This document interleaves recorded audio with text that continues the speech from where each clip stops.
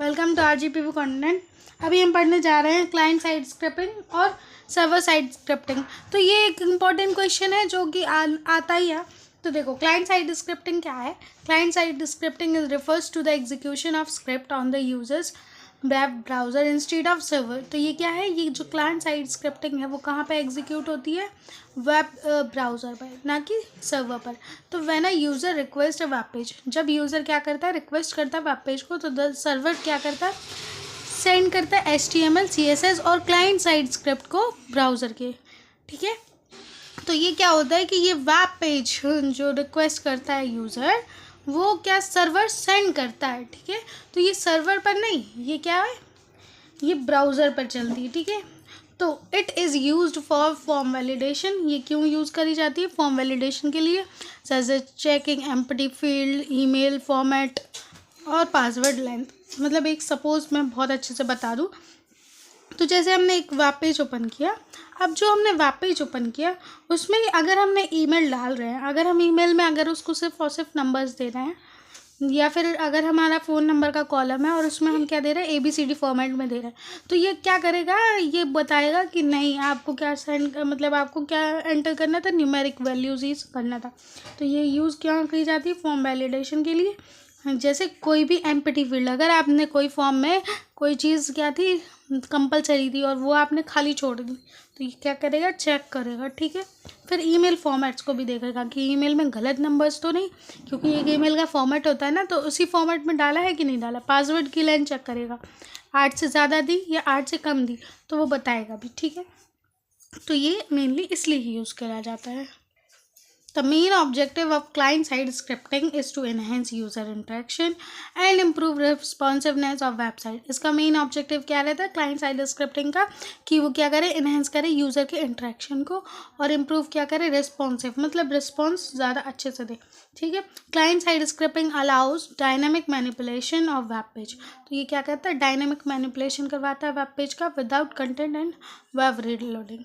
तो इसमें कंटेंट और वेब रिलोडिंग कम से कम रहती है, और ये क्या करता है?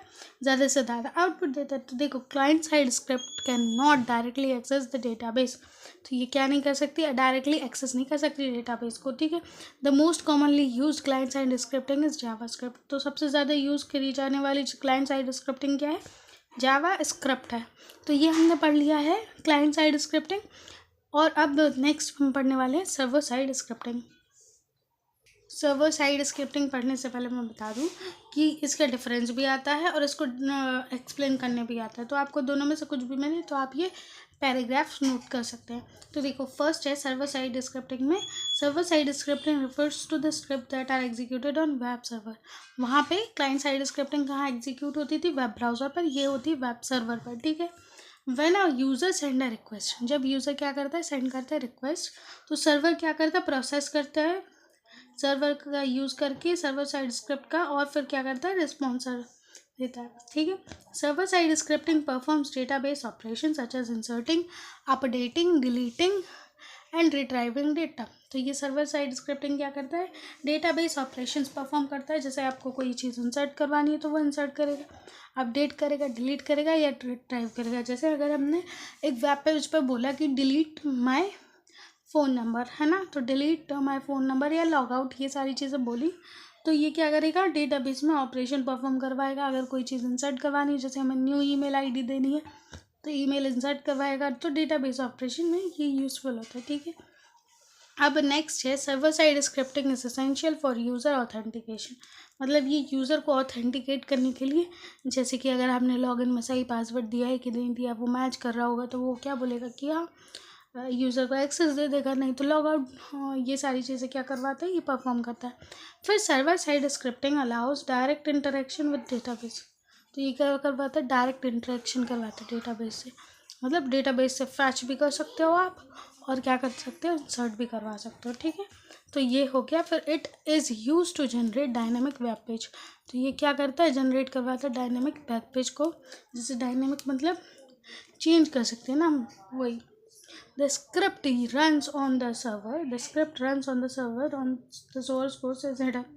तो जो स्क्रिप्ट रन करवाई जाती है ना सर्वर पर, उसका सोर्स कोड क्या रहता है? हेडर रहता है। इसलिए ये क्या करता है? बेटर सिक्योरिटी प्रोवाइड करता है। ठीक है, फिर common server side scripting language क्या है, PHP है और ASP.NET है। ठीक है, तो आई होप आपको समझ में आया होगा। नेक्स्ट वीडियो में हम लेके आने वाले और भी इंपॉर्टेंट क्वेश्चंस, तो उसके लिए सब्सक्राइब करें हमारे चैनल को। Thank you for watching, bye bye, keep learning.